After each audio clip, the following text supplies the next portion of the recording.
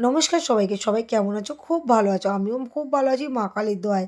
সকালবেলায় এসে আজকের মন চাইলো ঝাঁটিয়ে একটু চা আর বিস্কিট নিয়ে বসে পড়লাম।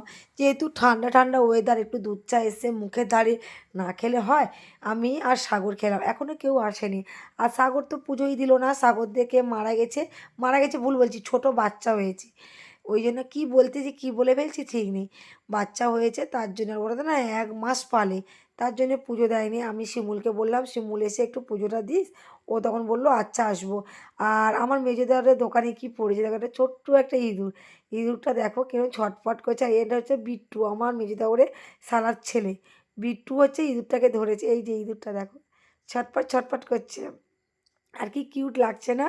মনে হচ্ছে ওকে সারাক্ষণ এরকম রেখে দিই। কিন্তু ইঁদুর আর কেউ পোষে না। আমার বর হলে পুষতো, ছোটোবেলা পুষতো, আমি শুনেছি সাদা ইঁদুর পুষতো আমার বর। এই দেখো শিমুলের কথা বলতে না বলতে শিমুল হাজির হয়ে গেল। আর শিমুল এখন পুজো দিচ্ছে। আমি ঝাঁটিয়ে দোকান পুরো গুছিয়েই রেখেছিলাম, ও এসে শুধু পুজোটা দিচ্ছে।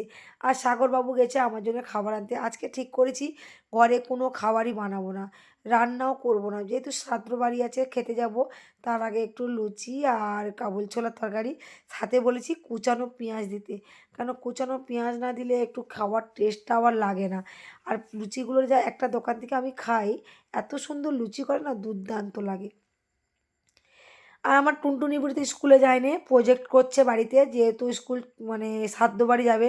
আর ওদের স্কুলে কীরকম জানো তো, হাফ টিফিনে যদি ছুটি চাইতে যাও, ছুটি দিতেই চায় না, বিভিন্ন ধরনের কথা বলে। যাই পারে হোক, আজকে ওর যাওয়ার দরকার নেই, আমরা যাবো আর ও কি যাবে না। আমি বলেছি তুই পড়া করে নে, তোকে নিয়ে যাবো। ও তো পড়া করছে। তারপরে চান ফান করে একদম রেডি হয়ে আমরা দুজনে বেরিয়ে পড়লাম। আর আমাকে কেমন লাগছে অবশ্যই জানিও। ও এখন সম্পাদের বাড়ি গেল, সম্পাদের বাড়িতে চাবি রাখতে গেছে। আমি একটু বাইরের দিকে বেরিয়ে যাচ্ছি। আর দেখো আমাদের রাস্তাটা কি সুন্দর, আমাদের টুনটুনি বুড়ি ওই ছুটে ছুটে আসছে, দেখতে পাচ্ছ? এবার চললাম আমি আর আমার মেয়ে, সেই খাটালের পাশ থেকে চলছি বাড়ি মানে দোকানের পথে।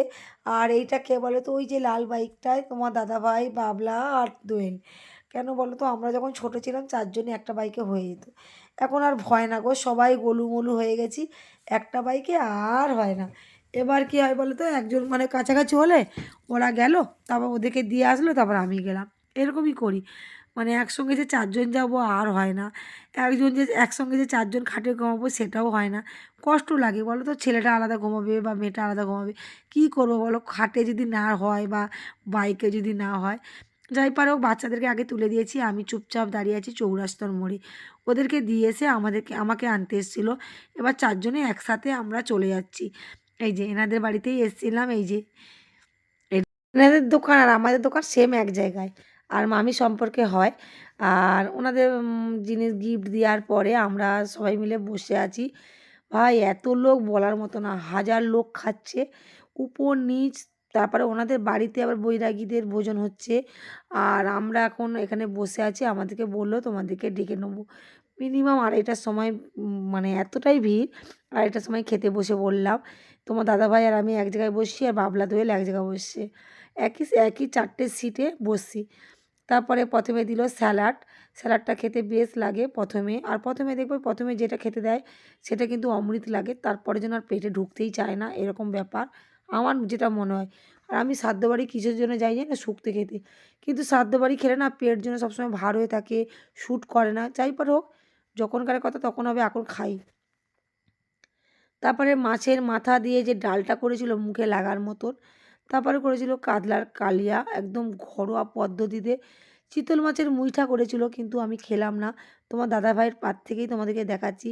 চিতল মাছ শুনলেই লোক হাসবে, চিতল মাছ আবার তুমি খাও না বৌদি? সে দেখো আমি অনেক জিনিসই খাই না, যেমন খাসি মাংস খাই না, বড় বড় মুরুলি মাছ খাই না, কাটা মাছ খাই না, কিছুই খাই না। আমার কথা বলো না, আমি হচ্ছে কিছুই খাই না। মা তো হাফ দিন গালাগালি দিত, কোথায় গিয়ে তোর বিয়ে হবে, কী খেতে দেবে, তুই এখন থেকে শেখ। কিন্তু কোনো দিন শিখে উঠতে পারলাম না।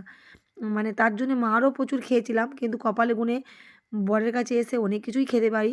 যেমন মানে ডিম, ওরা হয়তো ভালো মন্দ মুরুলি মাছ খেলো, আমি ডিম খাবো বা আলাদা ধরনের আমার জন্য মা জানতো, আমার বর। তারপরে কোনো ব্যাপার না, এখন তো আমি নিজেই বাজার করি, মানে যেসব মাছ আমি খাই না ওই সব মাছ প্রশ্নই পড়ে না বাড়িতে আনা। ওই জন্য আমার বর মাঝে মাঝে আমার উপরে রেগে যায়। যাই পারে হোক, এখন আমাদের খাওয়া দাওয়া হয়ে এখন আইসক্রিম নিয়ে চলে এলাম। বারান্দায়, মানে আমরা যেই গেছিলাম ভিলায়, ভিলার বারান্দাটা বেশ ছবি তোলার জন্য বেশ সুন্দর একটা জায়গা। কিন্তু ছবি তুলতে পারলাম না গো। আমার মানে দোকানে আমি আমি গেলে সাগর খেতে যাবে বাড়িতে, তার জন্য ঝটপট বেরিয়ে পড়লাম। আর ওই যে আমার কর্তামশাই বাইক নিয়ে দাঁড়িয়ে আছে, কিন্তু ৩ জনের তো উপরে বাইকে যাওয়া যাবে না, তাই বললাম তোমরা তো বাইকে যাও আর আমি টোটোতে উঠে যাবো। এই যে বৌদিটাকে দেখতে পাচ্ছ আমার সঙ্গে গল্প করতে, করতে আসছে। এনারা আমার দোকানে যায়, আমাকে খুব ভালোবাসে। আমাকে বারবার ডাকছে ওনাদের বাড়ি নিয়ে যাওয়ার জন্য। ঠিক আছে বন্ধুরা, রাখছি। কালকে দেখা হবে।